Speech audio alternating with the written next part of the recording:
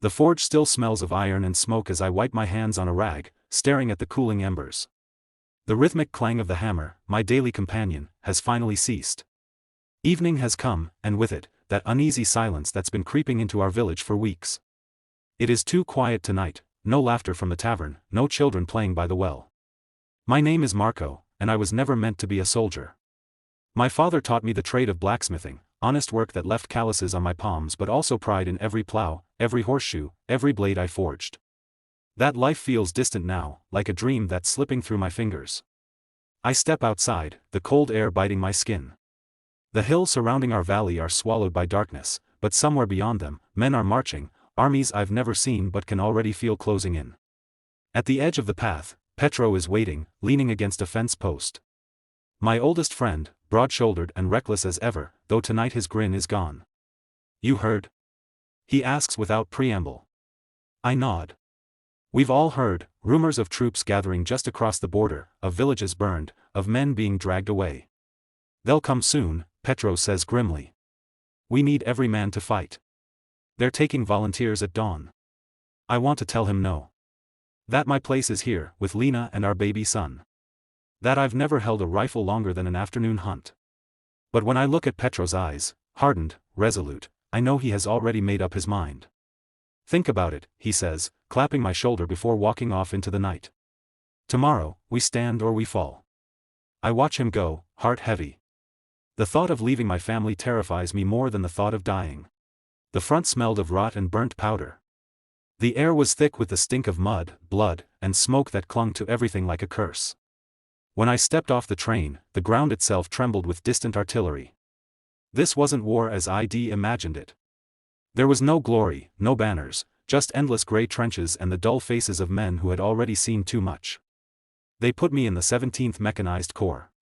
That's where I met Tomasz, Marlon, and Captain Roderick. Tomasz was impossible to ignore, broad-shouldered, loud, always cracking jokes even when we were knee-deep in mud. "Don't look so grim, Veyron," he told me that first night as we huddled by a smoking brazier. "We're not dead yet. That's worth a drink, isn't it?" Marlon was the opposite, quiet, sharp-eyed, the only medic in our unit who seemed to actually care whether we lived. Her hands were steady even when artillery shook the ground. She didn't speak much, but when she did, every word carried weight. And then there was Captain Roderick, our commanding officer. A tall man with cold eyes, the kind who measured soldiers not by their names but by how long they'd last in combat. Our first mission was to escort a supply train to an outpost near the front. It sounded simple enough. It wasn't.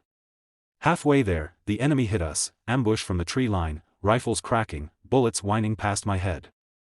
I dove behind a crate, heart pounding, hands shaking as I tried to chamber my rifle. The first time I killed a man, I didn't even realize I'd fired. He stumbled out from behind a tree, dropped his rifle, and crumpled like a sack. I expected to feel something, triumph, maybe. All I felt was hollow. We made it to the outpost, but not before losing 2 men. Tomasz tried to cheer me up that night. "First one's always the hardest," he said, slapping my shoulder. "After that, you stop thinking about it." But I did think about it. Every time I closed my eyes, I saw the man's face. The weeks blurred into one another, raids, patrols, skirmishes. War ground us down. Then came the night we raided an enemy village.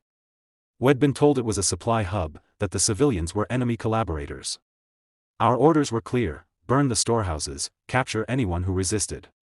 But when we arrived, it wasn't soldiers waiting for us, it was families. Women, children, old men. Their eyes were wide with terror as we stormed in with rifles raised. Captain Roderick barked the order to round them up. I froze. My finger hovered over the trigger. Marlon stepped in front of me, voice low. "Don't do it, Elias," she whispered. "If you start shooting now, you won't ever stop." For the first time since I'd joined, I defied an order. I let them go. I don't know how many of them lived, but it felt like the first thing I'd done that mattered. The price came later. A week after that raid, everything went wrong. We were sent to defend a ridge against an enemy push. The shelling started at dawn, and by midday, the ridge was a slaughterhouse. Men screamed as shrapnel tore them apart. Smoke choked the sky. I fought like a madman, firing until my rifle clicked empty. Tomasz was beside me the whole time, laughing like he wasn't afraid to die. Then a shell landed behind us. When the dust cleared, Tomasz was gone, what was left of him barely recognizable. Something inside me cracked that day. When night finally fell, half our squad was dead. The survivors sat in silence, staring at nothing. Marlon was the one who finally spoke. "This isn't war," she said softly. "This is murder dressed up as duty." I didn't answer. I couldn't. Because deep down, I knew she was right. By winter, the front was nothing but a graveyard. We weren't fighting for ground anymore, just for the next day. The enemy had pushed hard, and rumors spread that they were preparing one final offensive to crush us. That's when Captain Roderick gave the order. "The bridge at Valthorn," he said, stabbing his finger at a map. "Blow it before their armor crosses. You succeed, maybe we hold the line. You fail, we're finished." He didn't say it out loud, but we all knew it, this was a suicide mission. The night before we left, the survivors of our squad sat around a dying fire. Marlon cleaned her rifle in silence. One of the new recruits stared at his boots, too scared to speak. I found myself looking at Tomasz's empty spot by the fire. I almost heard his laugh again, rough and bright. "Elias," Marlon said softly. "Promise me something."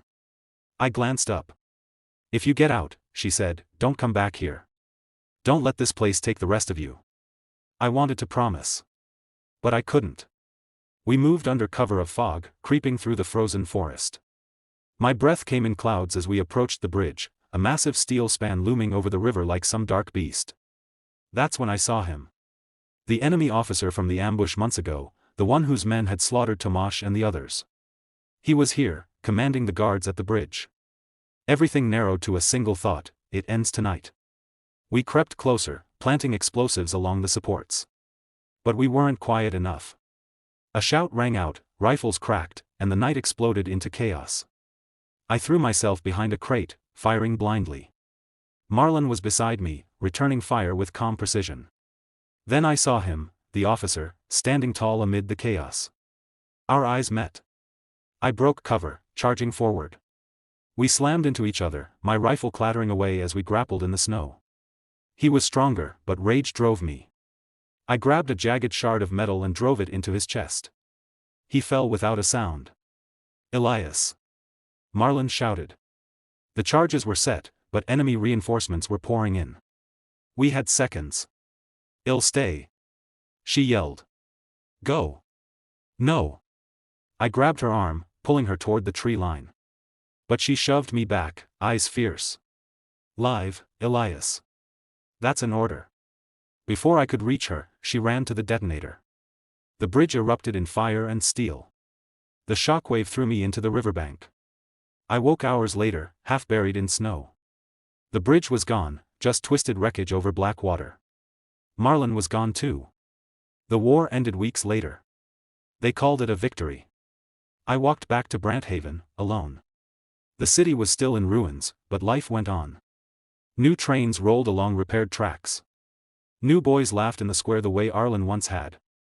I stood by the rail yard, staring at the tracks I'd once cared for. My hand still bore the stains of war that no soap could wash away. I'd avenged my brother. I'd destroyed the bridge. But at night, when I close my eyes, I see Tomasz laughing, Marlon smiling, Arlen running to meet me at the depot. I won't ever leave them behind. Because war doesn't end when the guns fall silent. It stays, burned into you. And it never lets go.